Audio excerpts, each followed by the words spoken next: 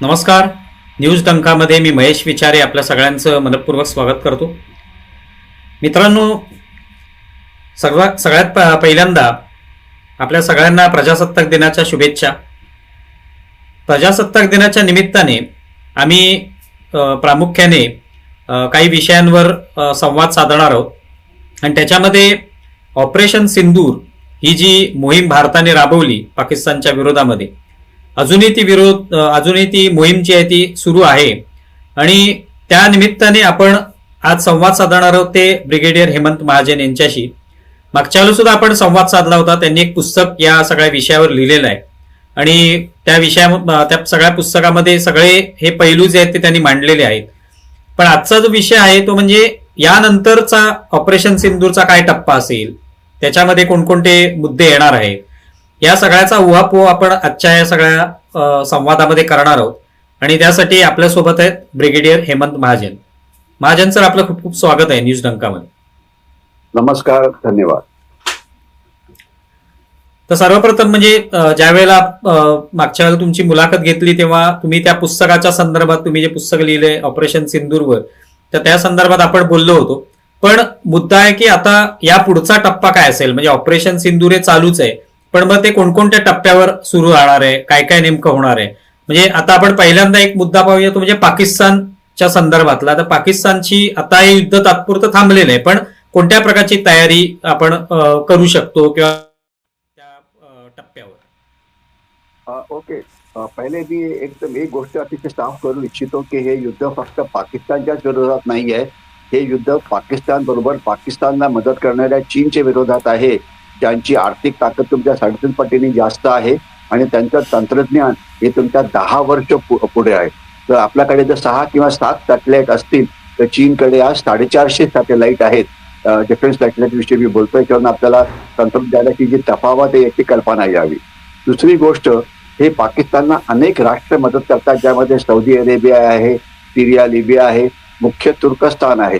त्यांच्या विरोधात पण आहे, कारण ते पाकिस्तानला वेगवेगळ्या प्रकारची मदत करतात, ड्रोन्सची असो की गुप्तहेर माहितीची असो वगैरे.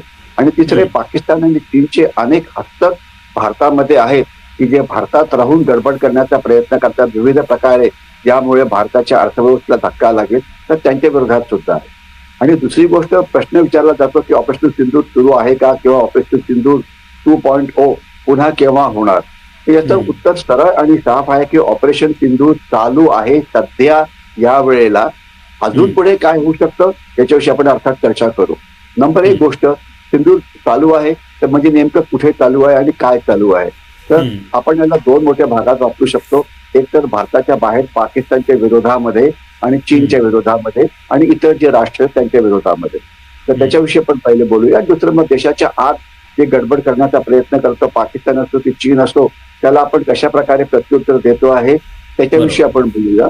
आणि सर्वात शेवटी, की पुन्हा एकदा जर दहशतवादी हल्ला झाला आणि पुन्हा एकदा आपल्याला पाकिस्तानच्या वरती क्षेपणास्त्र, मिसाईल्स किंवा ड्रोन्सच्या मदतीने हल्ला करायची गरज पडली तर त्याकरता आपण काय तयारी करतो आहे, हा एक तिसरा मुद्दा आपण नंतर डिस्कस करू शकतो. तर सर्वात पहिले आपण पाकिस्तान विषयी बोलूया. सध्या आपण काय केलेलं आहे की पाकिस्तानला आपण 3 आघाड्यांवरती लढाई करायला भाग पाडलेला आहे. 3 आघाड्या म्हणजे पाकिस्तानचं जे सैन्य आहे आणि पाकिस्तानचे जे लढण्याचे जे रिसोर्सेस आहेत ते 3 आघाड्यांवरती डिव्हाइड झाले. पहिली आघाडी आहे अर्थात भारत पाकिस्तान सीमा. भारत पाकिस्तान सीमेवरती काय होतं तर आपण जर आज बघितलं तर तिथून पाकिस्तान भारताच्या आत दहशतवादी पाठवण्याचा प्रयत्न करतो आणि कुठल्याही रात्री, मी समजा आता रात्री संध्याकाळी 6 नंतर तर उद्या सकाळी 6 पर्यंत काय असेल तर जवळजवळ 2.5 ते 3 लाख भारतीय सैन्य लाईन ऑफ कंट्रोल वरती रात्री अँबुश मध्ये बसलेलं असतं किंवा घात करायला बसलं असतं.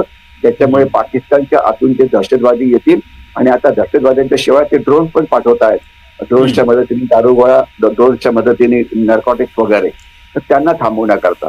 आणि दुसरे, याच्याशिवाय पाकिस्तानच्या आतले जे दहशतवादी आहेत त्यांच्या विषयी कशी कारवाई होते त्याच्याविषयी आपण नंतर बोलू. की भारत पाकिस्तान सीमा LOC खास तर अत्यंत ऍक्टिव्ह आहे आणि जी इंटरनॅशनल बॉर्डर आहे ती सुद्धा ऍक्टिव्ह आहे. आपल्याला कल्पना असायला पाहिजे की पाकिस्तानने पंजाबमध्ये, भारताच्या पंजाबमध्ये 2025 मध्ये जवळजवळ 450हून जास्त ड्रोन्स पाठवले. आकडे नीट ऐका, 450हून जास्त ड्रोन पाठवले. या ड्रोनची कॅपॅसिटी काय होती, तर प्रत्येक ड्रोनची कॅपॅसिटी 15 ते 16-17 किलो अफू गांजा चरस म्हणजे नार्कोटिक्स घेऊन जायची होती. पहिले अफू गांजा चरस भारताच्या पंजाबमध्ये पाकिस्तान पाठवायचा कुरिअर्सच्या थ्रू, स्मगलर्सच्या किंवा तस्करांच्या थ्रू किंवा जे असे लोक उलटे सुलटे कामं करतात त्यांच्या थ्रू. आता ते थोडं त्याचं डिग्री ऑफ डिफिकल्टी वाढली आहे, कारण सीमा आपण जास्त मजबूत केली, तर आता ड्रोनचा वापर करतात. आणि ड्रोन्स म्हणजे मच्छरासारखे असतात. सगळ्या सीमेचं 4,500 किलोमीटरच्या सीमेचं रक्षण करणं ड्रोनच्या विरोधात इतकं सोपं नाहीये. आपण महत्वाच्या टार्गेटचं रक्षण नक्कीच करतो आहे, परंतु सगळे ड्रोन पाठवायची आपली क्षमता नाही. आणि तुम्हाला थोडक्यात सांगतो, 450 ड्रोन्स आपण पकडले कारण ते आपल्याला तिथे दिसले, ते सगळे रिकामे होते. गणित जर चांगलं असेल तर 450 15 किलोनी गुणा म्हणजे किती किलो ड्रग्स हे भारताच्या पंजाबमध्ये आलेले आहेत याची आपल्याला कल्पना असावी तुम्हाला. आणि एवढंच नाही तर समुद्राच्या बाजूने सुद्धा पाकिस्तान ड्रग्स पाठवण्याचा प्रयत्न करतो आहे. आणि 2025 मध्ये जो अरबी समुद्र महाराष्ट्राच्या समोर आहे त्यामध्ये जवळजवळ 30,000 कोटी रुपयाहून जास्त किमतीचे ड्रग्स हे पकडण्यात आले आहेत. आता आपल्या सगळ्यांना कल्पना आहे की आपण जेवढे ड्रग्स पकडतो त्याच्यापेक्षा पुष्कळचे जास्त ड्रग्स न पकडता हे देशाच्या आत आले असतात, त्याच्याविषयी काही डाऊटच नाहीये. काल परवा मला तर तुम्ही किंवा कुठल्या तरी पेपरने न्यूज पब्लिश केली होती की 20-25 किलो ड्रग्स तुम्हाला महाराष्ट्रात कुठेतरी सापडले आणि मग त्याच्यामध्ये एका अनेकांना अटक करण्यात आलेली आहे, एटीएस स्क्वॉडनी केली. आणि त्याच्यामध्ये एक पोलीस कर्मचारी सुद्धा होता वगैरे.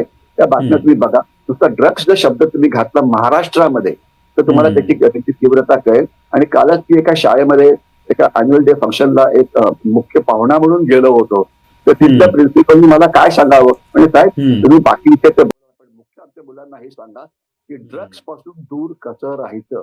मी एका पुण्यातल्या शाळेत जातोय, त्या पुणे काही सीमेवरती नाही हो, चांगलं आत आहे. आणि तिथले प्रिन्सिपल मला काय म्हणतात की मुलांना सांगा की ड्रग्स पासून दूर कसं राहायचं.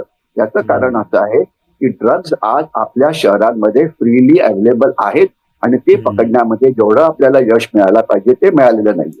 मी पाकिस्तानचं हे फ्रंट पुढे घेऊन जातो. पाकिस्तान एक तर भारत पाकिस्तान फ्रंटवरती काम करत आहे. दुसरं आपण पाकिस्तानला अफगाणिस्तान सीमेवरती सुद्धा लढण्याकरता भाग पाडलेला आहे. अफगाणिस्तानमध्ये एक गट आहे ज्याचं नाव आहे तेहरीके तालिबान पाकिस्तान. तो अफगाणिस्तानच्या बाजूनी तालिबानच्या बाजूनी पाकिस्तानी सैन्यावरती हल्ले करतो आणि त्यामध्ये पाकिस्तानी सैन्याचं नुकसान हे खूप होतं. आता खूप होतं म्हणजे काय, त्याच्यात दोन म्हणजे त्याचे सोर्सेस आहेत की नुकसान एक्झॅक्टली किती झालं. एक सोर्स आहे त्याचं नाव आहे SATP, south Asia terrorism portal. एक न्यूज पोर्टल आहे, ते सांगतात की किती लोक म्हणजे किती दहशतवादी मारले गेले, किती सुरक्षा कर्मी मारले गेले भारतात, किती पाकिस्तानमध्ये, किती बांगलादेशमध्ये. तर हे वेबसाईट अवेलेबल आहे. तर त्यांच्यामध्ये आणि काही ओपन सोर्सेस असतात की जी वर्तमानपत्रामध्ये जी बातमी येते ती फक्त कोलेक्ट करायची म्हणजे ती एकत्र आणायची. तर त्यांच्यामध्ये जवळजवळ 3,000हून जास्त पाकिस्तानी सैनिक मागच्या वर्षी मारले गेले भारत अफगाणिस्तान पाकिस्तान सीमेवरती आणि पाकिस्तानच्या आत. आता मी पाकिस्तानच्या आत येतो. पाकिस्तानच्या आत बलुचिस्तान नावाचा म्हणजे त्यांचा एक प्रदेश आहे. तिथे दोन मोठे गट, बलुचिस्तान लिबरेशन आर्मी आणि बलुचिस्तान लिबरेशन फ्रंट यांची इच्छा आहे की बलुचिस्ताननी एक स्वतंत्र राज्य बनावं आणि तिथे हिंसाचार भयंकर चालला आहे. आता हिंसाचार नेमकं किती भयंकर चालला आहे, दोन मला म्हणजे वेळेच्या अभावी तुम्हाला मी दोन गोष्टींवरती फक्त लक्ष केंद्रित करतो. एक तर पाकिस्तानच्या आतून एक मोठा महामार्ग जातो, त्याला स्टिपेक कॉरिडॉर, जे चायना पाकिस्तान इकॉनॉमिक कॉरिडॉर असं म्हटलं जातं, ज्याची जवळजवळ 4,500 किलोमीटर लांबी आहे. आणि तो बलुचिस्तानमध्ये 80%, मग POK मध्ये, मग पंजाब मधून, गिलगिट बाल्टिस्तान मधून तो चीनमध्ये प्रवेश करतो. 4,500 किलोमीटर हा महामार्ग आहे. जसा आपला मुंबई पुणे एक्सप्रेस हायवे आहे तशा प्रकारचा तो हायवे. तर या रस्त्यावरती आता गाडी सुद्धा फिरू शकत नाही. आता इमॅजिन करा, मुंबई पुणे एक्सप्रेस हायवेवरती जिथे रोज हजारो गाड्या जातात आणि शनिवारी रविवारी तुम्हाला तिथे उभरायला जागा नसते, तिथे जर रोज एक गाडी जायला लागली तर किती मिसयूज झाला रिसोर्सेस, म्हणजे तुमचे पैसे कसे पाण्यात गेले हे तुम्हाला कळतं. तर हे तिथे का जाऊ शकत नाही, कारण बलुचींची त्याच्यावरती हल्ले सुरू असतात आणि बलुची तिथे चीनी जे तिथे लोक काम करायला आलेत त्यांच्यावरती पण हल्ले करतात. आणि जवळजवळ पाकिस्तानचं 3 डिव्हिजन सैन्य, एक डिव्हिजन म्हणजे जवळजवळ 20,000च्या आसपास असतं, 3 डिव्हिजन सैन्य हे केवळ रस्त्याचं रक्षण करण्यामध्ये गुंतलेला आहे. तर म्हणजे पाकिस्तानच्या कॅज्युअलिटीज तिथे खूप होत आहे आणि याच्यामुळे पाकिस्तान सैन्यावरती एक मोठा तणाव पडतो आहे. आणि तिसरं, बलुचिस्तानच्या आत आता पाकिस्तानी सैन्य रस्त्यावरनं सुद्धा फिरू शकत नाही. म्हणजे जर त्यांना दहशतवादी विरोधी अभियानाकरता जायचं असेल तर ते रस्त्यावरनं जात नाही, ते फक्त हेलिकॉप्टर गनशिपने फायर करतात किंवा ड्रोनच्या मदतीने फायर करतात किंवा एअरक्राफ्ट म्हणजे फायटर एअरक्राफ्ट मध्ये फायर करतात. त्यांची रस्त्यावरची जायची हिंमत नाही. तर म्हणजे तिथे स्थिती ही भयंकर आहे. आणि 2025 आता संपलं, 2026 आता सुरू आहे. तर 2026 मध्ये असं अपेक्षित आहे की तिथे अजून जास्त हिंसाचार हा वाढू शकतो. यामुळे पाकिस्तानचं नुकसान खूप होत आहे. आता याचा मी फक्त 2 इंटरनॅशनल अँगल घेतो आणि मग आपण पाकिस्तानला सोडू. एक तर पाकिस्तान काय करतं आहे की ते आता स्वतःचं महत्व वाढवण्याकरता त्यांनी एक इस्लामिक नेटो नावाचा एक प्रकार सुरू केला. नेटो म्हणजे काय? नेटो म्हणजे नॉर्थ अटलांटिक ट्रीटी ऑर्गनायझेशन. हे जगातलं मोस्ट पॉवरफुल मिलिटरी अलायन्स होतं, जे दुसऱ्या महायुद्धानंतर वापरण्यात होतं युरोपमध्ये. आणि हे सोव्हिएट युनियन युरोपवरती हल्ला करेल याच्याकरता युरोपच्या देशांना एकत्र आणून हे अलायन्स करण्यात आलं होतं. आता सध्या त्याची अवस्था फारच खराब आहे. ते आपण तो एक वेगळाच विषय होऊ शकेल की युरोपमध्ये सध्या काय चाललंय ते. परंतु नेटो हे मोस्ट पॉवरफुल अलायन्स होतं एव्हर मेड. तर तसं हे इस्लामिक नेटो आहे. त्याच्यामध्ये पाकिस्तान काय म्हणतं, आमच्याकडे सैन्य आहे, फक्त आपल्याकडे पैसे नाहीत, तर तुम्ही पैसे द्या, आमच्याकडे न्यूक्लिअर वेपन्स आहेत, तर आम्ही त्याचा वापर करून तुम्हाला मदत करू.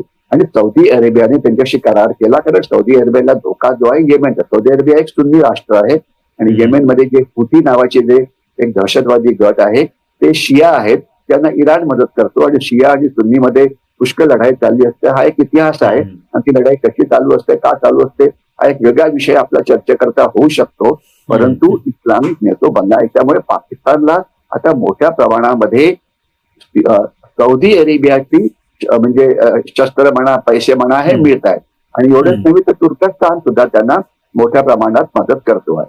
तर आता प्रश्न असा असतो की याला आपण कसं काउंटर करतो. कारण शेवटी सौदी अरेबियाकडे पैसे तर भरपूर आहेत, हे आपल्याला सगळ्या जगाला माहिती आहे. तर याचं आपल्याला आठवत असेल की मागच्या आठवड्यामध्ये एक अतिशय इंटरेस्टिंग बातमी आली. आणि ती म्हणजे इंटरेस्टिंग कशी म्हणतो ते मी तुम्हाला त्याची नुसती आकडेवारी देतो आणि मग तुम्ही सांगा मला किती इंटरेस्टिंग आहे की नाही. युएईचे ते रुलर आहेत ते 4 तास प्रवास करून भारतात आले, कुणाला न सांगता घाईघाईने, म्हणजे जसं काय बागे वाघ लागला त्याच्या पद्धतीने. आणि त्यांना पुन्हा परत द्यायला पुन्हा 4 तास लागले. आणि भारतात आल्यानंतर ते पंतप्रधान श्री नरेंद्र मोदी यांना 1.5 तास भेटले. म्हणजे 8-9 तासाचा प्रवास कशा करता, तर 1.5 तास भेटण्याकरता. आणि अनअनाउन्स, अनप्लॅन हे यायचं. ते कशा करता आलं, मागे त्यांच्या काय लागलं होतं. तर थोडक्यात सांगायचं म्हणजे सध्या युएई आणि सौदी अरेबिया यांच्यामध्ये वेगवेगळ्या कारणामुळे वैर आहे. आणि म्हणजे त्याच्यात तो एक वेगळा विषय होईल पुन्हा एकदा. तर त्यांना आता भीती वाटते आहे की पाकिस्तानचा वापर करून त्यांच्यावरती आणि पाकिस्तानच्या न्यूक्लिअर वेपन्सचा वापर करून त्यांना ब्लॅकमेल केलं जाऊ शकेल. तर म्हणून ते भारताकडे आले डिफेन्स कोऑपरेशन वाढवण्याकरता. इमॅजिन करा, एका अरब राष्ट्राबरोबर आपलं डिफेन्स कोऑपरेशन होतं, हे अगदी अनहर्ड ऑफ आहे. आणि अशी पण हे आहे की जर पाकिस्तान त्यांना न्यूक्लिअर कव्हर देऊ शकतो तर गरज पडली भारत पण देऊ शकतो, युएईला गरज पडली तर म्हणजे एका पद्धतीने आपण हा एक बुद्धिबळाचा शह दिलेला आहे पाकिस्तानला दशास्त्राचे की तुम्ही जर हे केलं सौदी अरेबियाला तर आम्ही सौदी अरेबियाचे शत्रू युएई यांना अशाच प्रकारची मदत करू शकतो. आणि एक शेवटचा मुद्दा मी पटकन घेतो, मग आपल्याला विषय बदली करता येईल. तो म्हणजे तुर्कस्तान. तुर्कस्तान आपल्याला खूप म्हणजे त्यांनी पाकिस्तानला मोठ्या प्रमाणामध्ये ड्रोन्स पुरवली. आणि ड्रोनचा वापर ऑपरेशन सिंदूरमध्ये कसं झालं होतं याच्याशी आपण बोललो होतो. हे एक अतिशय मोठं वेपन होतं जे सिंदूरमध्ये वापरण्यात आलं. आणि ड्रोनच्या म्हणजे ड्रोन्सच्या बाबतीत सौदी अरेबिया ही एक महासत्ता आहे. त्यांचे ड्रोन्स, अख्त्यार नावाचे जे ड्रोन्स आहेत हे जगातले अत्याधुनिक ड्रोन्स मानले जातात आणि ते सगळीकडे वापरले जातात. तर to cut the story short, Saudi अरेबियाने आपले ड्रोन्स दिले होते अझरबैजानला. आणि अझरबैजान आणि आर्मेनियाची लढाई झाली होती, जे युरोपच्या जवळचे राष्ट्र आहे, तर त्याच्यामध्ये आर्मेनियाचा पराभव झाला होता. आता आपण आर्मेनियाला शस्त्र पुरवतो आहे. आत्ताच मागच्या आठवड्यात ती बातमी आहे की आपल्याकडे पिनाका नावाचे रॉकेट आहेत. आपल्याकडे जे आर्टिलरी जो तोफखाना असतो, पहिले त्यांना डम म्हटलं जायचं, म्हणजे ते तोफखान्याचे म्हणजे पल्ला किती 25 किलोमीटर, 30-40 किलोमीटर. नंतर ते स्मार्ट व्हायला लागले. स्मार्टचा अर्थ काय की नेमका तुम्ही जर त्याच्याकडे जीपीएस रेफरन्स असेल आणि तुम्हाला नेमका त्या ठराविक ठिकाणी जर तो गोळा पाठवायचा असेल तर ते शक्य झालं. आता त्याची किंमत जास्त असते, तंत्रज्ञान वेगळं असतं. तर आता आपली पिनाका नावाचा जो आर्टिलरी जे रॉकेट्स आहेत ही 90 पासून आता 180-190 किलोमीटर इतकी त्यांची रेंज झालेली आहे. आता आपण ती देतो आहे कोणाला तर आर्मेनियाला. आणि त्याचा आपल्याला काय फायदा, याचे आपल्याला दोन फायदे होतात. एक तर आपण शत्रूला मदत करतो आहे, तो एक फायदा झाला. दुसरं, आपली शस्त्र आपण जर परदेशात विकली तर आपल्या शस्त्रांची किंमत पर कॅपिटा ही कमी होते. म्हणजे 100 पुस्तकं पब्लिश करण्याच्या ऐवजी 1000 प्रिंट करणं, तर 1000 पुस्तकाची पर पुस्तक किंमत ही नक्कीच कमी होणार, कारण इकॉनॉमी ऑफ स्केल वाढते. आणि दुसरं, शस्त्र बनवणं एक भाग असतो आणि ते शस्त्र युद्ध परिस्थितीमध्ये किंवा युद्धजन्य परिस्थितीमध्ये कसं काम करते हे जास्त महत्वाचं आहे. म्हणजे रॉकेट तुम्ही लॅबोरेटरीत तयार केलं पण तेव्हा आकाशात अशी उडायला पाहिजे ना.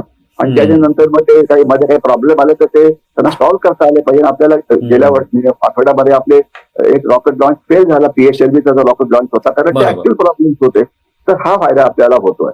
तर थोडक्यात पाकिस्तानला आपण बऱ्यापैकी शह देण्याचा प्रयत्न करतो आहे, आता डिप्लोमॅटिक लेव्हल, सामरिक लेव्हलला आणि संरक्षण लेव्हलला. चीनच्या विरोधात आपण कसं करतो आहे हा एक वेगळाच विषय होईल. तो आपण मी तुम्हाला एक आता या निमित्ताने विचारू असं वाटतं ते म्हणजे एका बाजूला तुम्ही हे सगळे मुद्दे सांगितलेत की पाकिस्तानमध्ये जे अंतर्गत पण सगळे संघर्ष सुरू आहे आणि आपण कशा पद्धतीने त्याला ह्या सगळ्याला प्रत्युत्तर देतोय. पण त्याचबरोबर एका ठिकाणी असंही दिसून येतं की जी आंतरराष्ट्रीय नाणेनिधी सारखी संस्था आहे तर त्यांच्याकडून पाकिस्तानला मदत मिळते, हवं तेवढं कर्ज मिळतं आणि त्याच्यामुळे पाकिस्तानला एक प्रकारे त्या पैशाचा उपयोग आपल्या विरुद्ध करण्याची एक संधी मिळते. तर त्याविषयी तुम्ही काय सांगाल? तुमचं म्हणणं अगदीच बरोबर आहे. एक मराठीमध्ये म्हण आहे की दुष्काळात 13वा महिना. आता पाकिस्तानला चीन मदत करतोय याच्याशी आपण बोललेलोच आहे आणि आपण अजून बोलू पण शकतो. पण आता पाकिस्तानला अमेरिका सुद्धा मदत करते आहे. आता अमेरिका म्हणजे कसं, सध्या अमेरिकेमध्ये जे डोनाल्ड ट्रम्प नावाचे जे व्यक्ती आलेले आहेत अतिशय विक्षिप्तपणे ते काम करतायत. म्हणजे विक्षिप्तपणे म्हणजे नुसतं केवळ भारताच्या दृष्टीने नाही तर त्यांचे जे नंबर 1 मित्र होते युरोप, ते त्यांनी शत्रू बनवलेलं आहे. त्यांचे जे नंबर 1 म्हणजे आपल्याला वाटलं की ते भारताचे खूप चांगले मित्र बनतील, तर त्यांनी सर्वात जास्त त्रास आर्थिकदृष्ट्या भारताला दिलेला आहे. परंतु त्यांनी पाकिस्तानला खूप मदत केली, कारण पाकिस्तानने चुपचापणे म्हटलं की युद्ध जे थांबलं ते त्यांच्यावर थांबणार, त्यांना स्वतःची स्तुती करून घ्यायला आवडतं आणि त्यांना नोबेल प्राइज जिंकायचं हे जग जाहीर आहे. तर याच्यामध्ये परंतु USA हे जे वर्ल्ड फायनान्शियल इन्स्टिट्यूशन्स आहेत, खास तर वर्ल्ड बँक, दुसरं इंटरनॅशनल मॉनिटरी फंड, तिसरं एशियन डेव्हलपमेंट बँक, याच्यामध्ये यांचं म्हणजे प्रभाव खूप मोठा आहे. आणि यांनी म्हटल्यामुळे पाकिस्तानला सगळ्या प्रकारची कर्ज हे मिळाली आहे. हे तुम्ही जे म्हटलेलं आहे हे अगदी बरोबर आहे. परंतु याच्यामध्ये काय की पाकिस्तान म्हणजे आज जर तुम्ही त्याचं जर बजेट बघितलं, आता 1 फेब्रुवारीला आपलं डिफेन्स बजेट जाहीर होईल आणि आपल्याला कल्पना असायला पाहिजे की आपलं डिफेन्स बजेट जे आहे ते जे देशाचं बजेट आहे याच्या 16% असतं, 15-16% एवढं असतं. देशाचं जे उत्पन्न असतं त्याचा 15-16% अंदाजे भाग आपण आपल्या नॅशनल सिक्युरिटी भारतीय सैन्यावरती खर्च करतो ब्रॉडली. आता एक्झॅक्ट किती करतील ते आपल्याला कळेल. पाकिस्तानचं काय आहे, तुम्हाला ही अतिशय गंमत वाटेल की पाकिस्तानचं जे नॅशनल इन्कम आहे की छोटी इन्कम आपण डिसाईड करतो की तुम्ही खर्च काय करायचा, तर पाकिस्तानचं जवळजवळ 70% जो पाकिस्तानचं जे उत्पन्न आहे त्याचा वापर केला जातो कर्ज फेडण्याकरता, ठीक आहे ना. आणि 35 ते 40% पैशाचा वापर केला जातो सैन्याचं बजेट वाढवण्याकरता. आपण जर टोटल ऍड केली तर 100 रुपये जर तुमचं जर इन्कम असेल तर तुम्ही 105 रुपये खर्च करता आहात. म्हणजे तुम्ही कर्ज घेऊन पाकिस्तानी सैन्याला तयार करता आहात. ही थोडक्यात त्याची हालत आहे. आणि पाकिस्तानने आतापर्यंत 24हून जास्त कर्ज घेतलेली आहेत IMF मध्ये. आता त्याच्यात म्हणजे आपण पाकिस्तानचा शब्द वापरला तर एक तुम्हाला अजून एक मध्ये अतिशय इंटरेस्टिंग बातमी आली होती की ज्याचं भारतीय मीडियाला त्याच्या लक्षात आलं नाही. जे पाकिस्तानचे जे एअर चीफ आहेत, एअरफोर्सचे जे चीफ आहेत, ते गेले 6 महिने सगळ्या जगभरात फिरतायत, खास आफ्रिकन देशामध्ये वगैरे. आणि ते काय करतायत तर ते सांगतायत की J-17 नावाचं जे फायटर एअरक्राफ्ट आहे जे पाकिस्तानकडे आहे, ते चिनी बनावटीचं आहे, ते सगळ्या जगाने विकत घ्यावं. म्हणजे त्यांनी एवढ्या वाऱ्या परदेशाच्या केल्या आहेत त्या पाकिस्तानच्या फॉरेन मिनिस्टरच्या 10 पटीने जास्त आहे. म्हणजे ते एक अच्छा. सेल्समन बनून विकायचा प्रयत्न करत आहेत. म्हणजे त्यांना वाटतं की अशी आपण शस्त्र विकून आपलं कर्ज हे कमी करू. चांगली बाब अशी आहे की त्यांना फार म्हणजे त्यांनी ते फिरले खूप, त्यांनी प्रयत्न खूप केला, परंतु अजून कुठल्याही एका राष्ट्राने म्हटलं नाही की आम्हाला हे शस्त्र विकत घ्यायचं आहे. ते त्यांना थोडक्यात अपयश आलं. पण त्यांनी बघा इतकं सारखं फिरत राहायचं म्हणजे काय त्याचं हे असेल. तर पाकिस्तानला सध्या अर्थव्यवस्था अतिशय खराब आहे. त्यांची फूड सिक्युरिटी म्हणजे अन्न सुरक्षा अत्यंत खराब आहे. पण याच्यामध्ये मी एकदा म्हटलं होतं, पुन्हा एकदा सांगण्याचा प्रयत्न करतो की जी पाकिस्तानची सो कॉल्ड मित्र राष्ट्र आहेत, मग ते अमेरिका असो की सौदी अरेबिया असो की चीन असो की इतर अनेक संस्था आहेत की ज्या पाकिस्तानला आर्थिकदृष्ट्या मदत करतात, त्यांनी एक एन्श्युअर केलेलं आहे की पाकिस्तानची म्हणजे डोकं हे कधीही पाण्याच्या खालती जाणार नाही. त्यांचं डोकं त्यांनी पाण्याच्या वरती ठेवलेलं, पाकिस्तान कधीच पूर्णपणे डुबणार नाही. ही काळजी कोण घेत आहे तर पाकिस्तानचे मित्र किंवा आपले शत्रू, चीन असो की अमेरिका असो की म्हणजे सौदी अरेबिया असो की तुर्कस्तान असो की इतर देश असो. तर त्याच्यामुळे मी माझ्या ऑपरेशन सिंधूच्या पुस्तकात पण म्हटलेलं आहे की असं असल्यामुळे पाकिस्तानच्या विरोधात आपलं जे ऑपरेशन सिंधूर चाललेलं आहे हे एक क्लॅश ऑफ सिव्हिलायझेशन आहे. एक हचिन्सन नावाचा एक युरोपियन लेखक होता, त्यांनी 40-50 वर्षापूर्वी एक पुस्तक लिहिलं होतं. त्यांनी म्हटलं होतं की 21व्या शतकामध्ये 2 मोठ्या सिव्हिलायझेशन मध्ये क्लॅश होणार आहे. याच्यामध्ये एक सिव्हिलायझेशन बर्बाद होईल आणि एक नंतर त्यांचं प्रभुत्व असेल जगावरती. तर बर्बाद होणारी सिव्हिलायझेशन ही पाकिस्तानची असावी अशी इच्छा आहे आणि जिवंत राहणारी आपली असावी अशी इच्छा आहे. आपण भारतीय आहोत. म्हणजे थोडक्यात हे जे युद्ध आहे एक अतिशय प्रचंड मोठं युद्ध आहे. हे सगळ्या भारतीयांना पुन्हा पुन्हा कळायला पाहिजे की हे संपलेलं नाहीये, चालूच राहणार आहे आणि लढणाऱ्या शक्ती त्या खूप आहेत. पण याच्यामध्ये एक असं निराशेचं वातावरण सुद्धा निर्माण व्हायला नको बरं का. म्हणजे आपण काही असं समजू नका की चीन काही 7.5 फूट मोठा आहे वगैरे, असं काही नाहीये. चीनी 5.5 फूटच त्यांची उंची आहे आणि जर आपल्याला काही प्रॉब्लेम्स असतील तर त्यांना पण आहे. तो विषय कधी आपण एक वेगळा चर्चा करू शकतो. परंतु मला याच्यात सांगायचं असं की हे एक लॉंग टर्म युद्ध आहे आणि याच्यामध्ये आर्थिक बाब ही अत्यंत महत्वाची आहे. आणि म्हणून आपण आपले जे शत्रू म्हणजे खास ते चीन वगैरे जे आहेत त्यांची इच्छा काय आहे, त्यांना कल्पना आहे की चीन आता नक्षलवाद्यांना मदत करतं, चीन अनेक एनजीओना मदत करतं.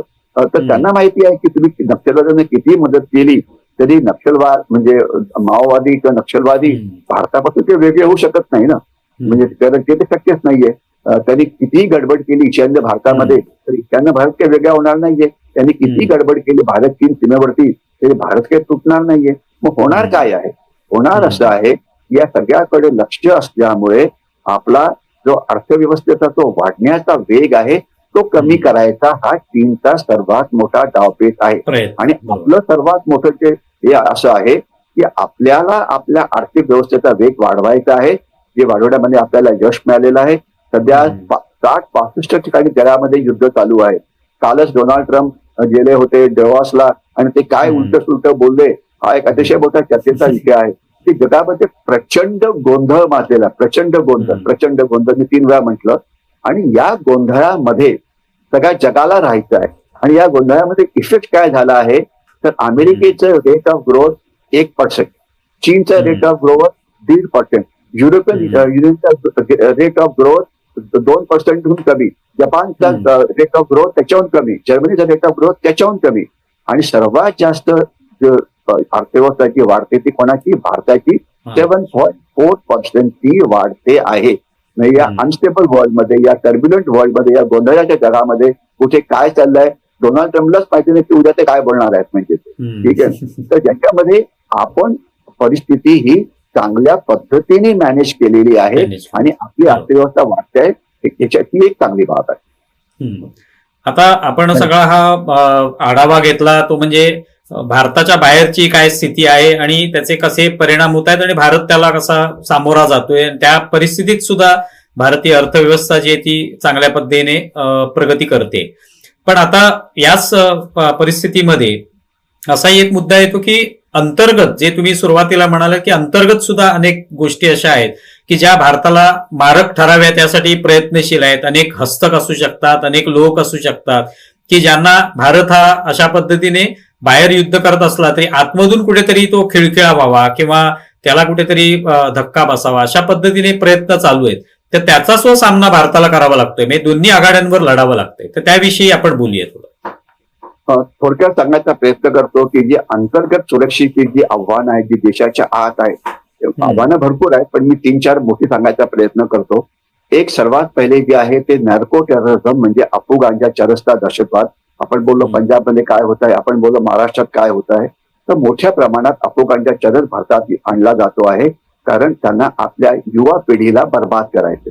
तुम्हाला कल्पना पाहिजे की आज पंजाबमध्ये सरकारी आकडेवारीप्रमाणे 15 लाख युवक हे ड्रग ऍडिक्ट आहेत की जे सुधारण्याची शक्यता अजिबात नाही. म्हणजे अर्ध पंजाब किंवा पाऊण पंजाब हे बर्बाद झालेलं आहे. आणि याच्याच बरोबर मी तुम्हाला एक पटकन गोष्ट सांगण्याचा प्रयत्न करतो. आजच किंवा कालच वर्तमानपत्रामध्ये बातमी आली होती, त्यावेळेला सैन्य प्रमुखांनी एक आवाहन केलं होतं की सैन्याची जी सिख रेजिमेंट आहे किंवा सिख रेजिमेंट आहे किंवा जी पंजाब रेजिमेंट आहे त्याच्यामध्ये सिख युवक सैन्यात भरती व्हायचे. आता त्यांना सिख युवकच मिळत नाहीयेत, कारण जे मिळतात ते सगळे ड्रग ऍडिक्ट आहेत आणि जे ड्रग ऍडिक्ट मिळतात त्यांना सैन्यामध्ये घेतलं जाऊ शकत नाही, कारण त्यांची टेस्ट केली जाते की तुम्ही ड्रग घेता की नाही. तुम्ही सगळ्या बाकी टेस्ट पास केल्या, फिजिकल टेस्ट असो की मेंटल टेस्ट असो, आणि तुम्ही क्लिअरली तुम्हाला निवडलं, परंतु ते झाल्यानंतर तुमची ड्रग ऍडिक्शनची टेस्ट केली जाते आणि त्यात जर तुम्ही फेल झाला तर तुम्हाला सैन्यात घेतलं जात नाही. आज सैन्यामध्ये पंजाबमधून युवक मिळत नाहीयेत आणि हा किती भयंकर परिस्थिती आहे हे आपल्याला ड्रग्स हा एक फार मोठा हे आहे. तर आपल्याला ड्रग्सच्या विरोधामध्ये 2 गोष्टी कराव्या लागतील. एक सागरी सुरक्षा अजून जास्त मजबूत करावी लागेल आणि दुसरं इंटेलिजन्स बेस्ड ऑपरेशन. समुद्र किनारा 7,600 किलोमीटरचा आहे, लँड बॉर्डर्स खूप आहेत. आता ड्रग्स नेपाळच्या बाजूने येतात, ड्रग्स बांगलादेशच्या बाजूने येतात, ड्रग्स समुद्राकडनं येतात, ड्रग्स ड्रोनच्या मदतीने येतात. म्हणजे आकाश फाटलेला आहे, ठीक आहे ना. तर ते थांबायचं म्हणजे एक तर समुद्र किनारा मजबूत करावा लागेल, सागरी सुरक्षा मजबूत करावं लागेल आणि ड्रोन्सना थांबवावं लागेल. तो एक भाग झाला. आणि मग भारत नेपाळ सीमा वगैरे जी आहे ती सगळी आपल्याला म्हणजे तो एक भाग झाला. ड्रग्स आणि याच्याशिवाय आतले जे त्यांचे हस्तक आहेत, म्हणजे ड्रग्स आत येतात आणि त्यांना जे डिस्ट्रीब्यूट करतात ते सुद्धा तेवढेच धोकेदायक आहे. तर त्याच्यावरती आपल्याला लक्ष देऊन त्यांना पकडावं लागेल आणि हा एक ड्रग पासून कशी मुक्ती घ्यायची हा एक मोठा विषय होऊ शकतो, तो आपण नंतर कधी घेऊ. दुसरा जो भाग आहे तो म्हणजे बांगलादेशी घुसखोरी. आता बांगलादेशी घुसखोरी हा इतका भयंकर प्रॉब्लेम आहे की आज असं म्हटलं जातं 6 ते 7 कोटी बांगलादेशी भारतात असावेत. प्रयत्न खूप चालू आहे सरकारकडनं, परंतु हे जे वेस्ट बेंगॉलची जी 2,500 किलोमीटरची जी बॉर्डर आहे जी बांगलादेशला लागलेली आहे, तिथे जे चाललेलं आहे, मी तुम्हाला एक रिक्वेस्ट करतो की तुम्ही बेंगॉल मधले इंग्लिश पेपर वाचा. डेली टेलिग्राफ आहे, स्टेट्समन आहे, आणि ते त्याच्याविषयी काय लिहितात ते तुम्ही वाचा. मी तुम्हाला कळेल की म्हणजे बेंगॉलमध्ये काय परिस्थिती आहे. अतिशय भयंकर परिस्थिती आहे ही आपल्याला थोडक्यात सांगायचं. सरकार आपण पहिले नॅशनल NPR नावाचा प्रकार केला, नॅशनल पॉप्युलेशन रजिस्टर, मग आपण NRC नावाचा प्रकार केला, मग आपण CA नावाचा प्रकार केला, पण त्यात जे यश पाहिजे होतं ते मिळालं नाही. आता तुम्ही SIR म्हणून एक प्रकार चालू आहे, वोटर्सची लिस्ट अपडेट केली जाते आहे. म्हणजे तंत्रज्ञानाच्या मदतीने आपण त्यांना पकडण्याचा मदत करतो आहे. याच्यावरती माझं मत साफ आहे. मी अतिशय देशभक्त आहे, राष्ट्रभक्त आहे, देशाचं भलं व्हावं असंच मला वाटतं. परंतु हे केवळ असे प्रयत्न करून हे जमणार नाही, आपल्याला याच्या पुष्कळ पुढे जावं लागेल. तर नेमकं त्यांना कसं पकडायचं बांगलादेशींना हा एक वेगळा विषय होऊ शकतो, ज्याच्यावरती मी खूप लिखाण केलेलं आहे. आपण एकदा याच विषयावरती कधी एक सेपरेट चर्चा करू शकतो, त्यांना पकडायचं कसं. तर तो एक मोठा प्रॉब्लेम आहे, कारण बांगलादेशातले 95% लोक रोटी कपडा मकान करता येतात, परंतु एक 5% मग उलटे सुलट्या कामामध्ये सामील होतात. तर तो दुसरा एक अतिशय प्रचंड मोठं आव्हान आहे. ते मतपेटीच्या राजकारणामुळे कुठलाही राजकीय पक्ष त्यांच्याविषयी बोलायला तयार नाही, फक्त एक BJP सोडलं तर. हे दुर्दैव आहे आपलं. तर तो दुसरा भाग आहे. तिसरं, आता दहशतवादाचं स्वरूप जे भारतामध्ये 2014च्या आधी होतं, म्हणजे बॉम्ब ब्लास्ट व्हायचे, 26/11 हल्ला व्हायचा, आता हे असलं होणार. एखादा चुकून झाला तो दिल्लीचा बॉम्ब ब्लास्ट तो सोडून द्या. आता जो प्रकार आहे तो आहे काय, तर आता जे त्यांचे जे दहशतवादी आहेत ते कोण आहेत, ते आहेत ऍक्टिव्हिस्ट, ते आहेत संस्था. काही संस्था अशा आहेत की ज्या जिहादी प्रवृत्तीच्या आहेत. एक तुम्हाला नाव देतो, राजा अकॅडमी, यांनी आझाद मैदानला काय केलं होतं याची आपल्याला कल्पना असावी. काही संस्था ज्या आहेत लेफ्टिस्ट ओरिएंटेशनच्या आहेत. नाव घेतो कबीर कला मंच, हे मुलांना प्रयत्न करत होते नक्षलवादाकडे पाठवण्याचा. काही संस्था आहेत अँटी डेव्हलपमेंट, की नाणेरमध्ये प्रकल्प होऊ देणार नाही, हे बाजू देणार नाही, आणि सगळी जी प्रगती होते ती थांबवण्याचा प्रयत्न करतात. तर संस्था असं अनेक आहेत लेफ्टिस्ट, जिहादी प्रवृत्तीच्या आणि अँटी डेव्हलपमेंट अजेंडा असलेल्या. आणि ऍक्टिव्हिस्ट नावाचा प्रकार आहे, सो कॉल्ड विचारवंत, ज्याला एक अर्बन नक्सल नावाचा शब्द सुद्धा वापरला जातो. त्यांची सुद्धा तुम्हाला मी एकच उदाहरण देतो कळण्याकरता, कारण नुसतं वेगळी बोलून चालणार नाही. एक कोलिन गोन्झाल्विस नावाचे ऍक्टिव्हिस्ट आहे, कोलिन गोन्झाल्विस. ते 3-4 महिन्यापूर्वी सुप्रीम कोर्टमध्ये गेले. त्यांनी एक याचिका जाहीर केली की जे बांगलादेशी भारतात आहेत, ज्यांना बांगलादेशींना भारतामध्ये मुलं होतात, त्या मुलांना तेच राईट्स मिळावे जे भारतीयांच्या भारतीयांच्या मुलांना मिळतात. म्हणजे भारतामध्ये मुलाला, आईला खूप महत्व दिलं जातं. म्हणजे फ्री वॅक्सिनेशन असो की फ्री, अनेक 100 प्रकार आहेत की जे सरकारी मदत केली जाते ती त्यांना मिळावी. आता सुप्रीम कोर्टने आदेश का दिला? जर मी सुप्रीम कोर्टचा जज असतो तर मी म्हटलं असतं, अरे बघा की आज सुप्रीम कोर्टमध्ये म्हणजे कोर्टामध्ये 4 कोटी केसेस पेंडिंग आहे, तर तुझा नंबर लावतो मी 4 कोटी प्लस 1. पहिले या 4 कोटी केसेस संपवते, त्यानंतर तुझा नंबर लावतो. पण सुप्रीम कोर्टने त्यांना प्रायोरिटी दिली आणि त्यांना निर्णय पण दिला की त्यांना म्हणजे जे बांगलादेशी मुलं भारतात ज्यांना जन्म मिळतो तर त्यांना हेच अधिकार दिले जावे जे भारतीयांना मिळतात. अरे भारताचे रिसोर्सेस काय यांच्याकरता आहेत का? नक्कीच नाही. हे आपल्याला, तर हे ऍक्टिव्हिस्ट म्हणजे किती डेंजरस असू शकतात याची आपल्याला कल्पना आली. आपण जास्त काळजी हाफिज सईदची करू नये. हाफिज सईद असो म्हणजे ते जो लष्कर तवाचा मुख्य होता, किंवा मौलाना मसूद अझहर ज्याच्या फॅमिलीला आपण मारलं ऑपरेशन सिंदूर मध्ये वगैरे, हे जे आतले लोक आहेत ते पहा भयंकर आहे. आणि ऍक्टिव्हिस्ट आहेत, एनजीओज आहेत, आणि अर्बन नक्सल ज्याला म्हणता येईल, किंवा असे उलटे सुलटे कामं करणारे लोक आहेत. आणि दुसरं 2 गोष्टी वापरल्या जातात, एक तर सॅबॉटॅज आणि दुसरं सबव्हर्शन. सॅबॉटॅजचा अर्थ काय की काहीतरी घातपात करायचा, रस्त्यावरती गाडीवरती दगडफेक करायची, म्हणजे त्या लोकांना मार होते, काय रस्ता बंद करायचा, काहीतरी नटबोट लूज करून ठेवायचे वगैरे. आणि मग सबव्हर्शन म्हणजे काय की फेसबुकवरती उलटे पोस्ट टाकायचे. पहिले जर दंगा व्हायचा असेल हिंदू मुस्लिमांमध्ये तर फिजिकल कारवाई काहीतरी करावी लागायची, मंदिराच्या बाहेर गाडीला मारणं वगैरे. आता तसं त्याची काही गरज नाहीये. आता फेसबुकवरती तुम्ही भडकाऊ पोस्ट टाका आणि काय होतं की त्या गावामध्ये दंगा सुरू होतो. तर सोशल मीडियाचा प्रचंड गैरवापर हा केला जातो आहे, आणि म्हणून सोशल मीडियाचा जो गैरवापर होतो आहे त्याच्यावरती लक्ष ठेवण्याची आपली गरज आहे. पण मी आपल्याला इथे सांगू इच्छितो, पुन्हा मी आपल्याला घाबरवण्याचा प्रयत्न करत नाहीये. आपल्याला कल्पना असावी, दिल्लीचा ब्लास्ट झाला त्याची आपल्याला कल्पना आहे, पण 2024 मध्ये मला जर आकडेवारी ठीक माहिती असेल तर आपण 84 दहशतवाद्यांना दहशतवादी हल्ले करायच्या आधीच पकडलं, आणि 2025 27चा नंबर आहे. म्हणजे जवळजवळ 170 दहशतवाद्यांना दहशतवादी कृत्य करण्याच्या आधी पकडण्यात आलं. त्याच्यावरनं आपलं जे सायबर सर्व्हेलन्स आहे ते बरं आहे हे म्हणायला काही हरकत नाही. आता ते पुरेपूर 100% फुलप्रूफ नाही, ते आपल्याला हे प्रयत्न करत राहायला पाहिजे. आणि खास तर जे आता हे जे दिल्लीचे जे दहशतवादी होते त्यांचं कुठलंही कम्युनिकेशन जे होतं ते व्हॉट्सअपवरती होत नव्हतं, ते सगळं डार्क वेब मधून होत होतं. डार्क वेब म्हणजे काय? इंटरनेटचा तो प्रकार की त्याच्यात एंट्री करणं एक वेगळाच प्रकार आहे तो. तर म्हणजे तंत्रज्ञानाचा गैरवापर हा मोठ्या प्रमाणात केला जातो आहे ज्या लोकांकडनं. तर त्याच्या विरुद्ध आपण कारवाई तर नक्कीच करतोय. ज्याला आपण सायबर आपलं म्हणजे सीमेचं रक्षण करणं, सागरी सीमेचं रक्षण करणं, जमिनी सीमेचं रक्षण करणं, आकाशातल्या सीमेचं रक्षण करणं हा एक भाग झाला. परंतु सायबर सीमेचं रक्षण करणं हा सुद्धा मोठा भाग झाला. आणि आपल्याला कल्पना असेल की 1-2 वर्षापूर्वी किंवा 3 वर्षापूर्वी मुंबईच्या इलेक्ट्रिसिटी ग्रीडवरती सायबर अटॅक झाला होता, आणि 12 तास आपली इलेक्ट्रिसिटी बंद पाडण्यात आली होती. आणि आपण जर माझं ऑपरेशन सिंधूरचं पुस्तक वाचलं असेल तर ऑपरेशन सिंधूरच्या वेळेला पाकिस्तान चीनच्या मदतीने आपल्या इलेक्ट्रिसिटी ग्रीडवरती हल्ले करत होता. परंतु आपला डिफेन्स हा अतिशय स्ट्रॉंग असल्यामुळे जसे आपण पाकिस्तानचे मिसाईल थांबवले, जसे आपण त्याचे ड्रोन थांबवले, तसे आपण त्याचे सगळे सायबर अटॅक थांबवले, आणि आपली इलेक्ट्रिसिटी ग्रीड पाकिस्तानला बंद पाडता आली नाही. आपली जी पेमेंट सिस्टीम आहे UPI ती पाकिस्तानला बंद पाडता आली नाही. आपली जी इंटरनेट बेस्ड सगळ्या सर्व्हिसेस आहेत, मग ते स्टॉक एक्सचेंज असो की रेल्वे रिझर्वेशन असो, हे त्यांना बंद पाडता आलं नाही. तर म्हणजे आपली डिफेन्सिव्ह कारवाई सायबर सिक्युरिटीची ही खूप चांगली होती. पण याच्या पुढे जाऊन मी असं म्हणेन की त्याच्या पुढे आपल्याला आक्रमक कारवाई करता येईल का? तर जर पाकिस्तान चीन जर आपलं ग्रीड थांबवू शकतो तर आपण पाकिस्तानचं इलेक्ट्रिसिटी ग्रीड कराचीमध्ये बंद पाडू शकतो का? आपण चीनचं इलेक्ट्रिसिटी ग्रीड बंद पाडू शकतो का? आपण त्यांची जी डिजिटल सिस्टीम आहे त्याला हॅक करू शकतो का? तर उत्तर आहे अर्थातच आहे. एक तर दोन गोष्टी असतात, एक तर आहे ते करण्याची क्षमता आणि दुसरं जी क्षमता असेल तरी क्षमता वापरण्याची इच्छाशक्ती. तर दोन गोष्टी असतात.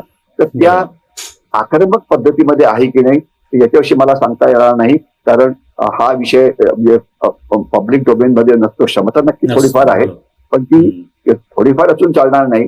आपण कमीत कमी क्षमता आपली केली पाहिजे. तर चीनच्या एक पाऊल पुढे तसं जर असेल तर आपण म्हणजे चीनला आपल्यावरती हल्ले करण्यापासून रोखू शकतो. तर ही लढाई म्हणजे ही एक ऑनगोईंग लढाई आहे.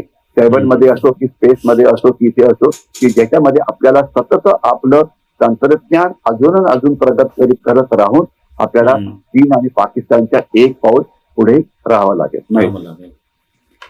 खूप खूप धन्यवाद सर. म्हणजे तुम्ही हे सगळं विस्तृतपणे सांगितलं आणि हे सगळे पैलू लक्षात घेतल्यावर हे स्पष्ट होतं की आपल्याला अनेक आघाड्यांवर लढायचंय. म्हणजे ऑपरेशन सिंदूरचाच हा एक भाग आहे, पण फक्त पाकिस्तान विरुद्ध नव्हे तर पाकिस्तान बरोबरच अंतर्गत सुद्धा शत्रू आहेत, त्यांच्या विरुद्ध सुद्धा आपल्याला लढायचं आणि त्याच्यात सुद्धा अनेक पैलू आहेत. त्यामुळे हे युद्ध अनेक काळपर्यंत चालणार आहे आणि त्याच्यामध्ये आपली इच्छाशक्ती जी आहे तिची एक कसोटी या ठिकाणी लागणार आहे. पण तुम्ही इथे आलात आणि या सगळा विषय प्रजासत्ताक दिनाच्या निमित्ताने सविस्तरपणे मांडलात, त्याबद्दल खूप खूप आभारी आहोत. धन्यवाद. नमस्कार सर.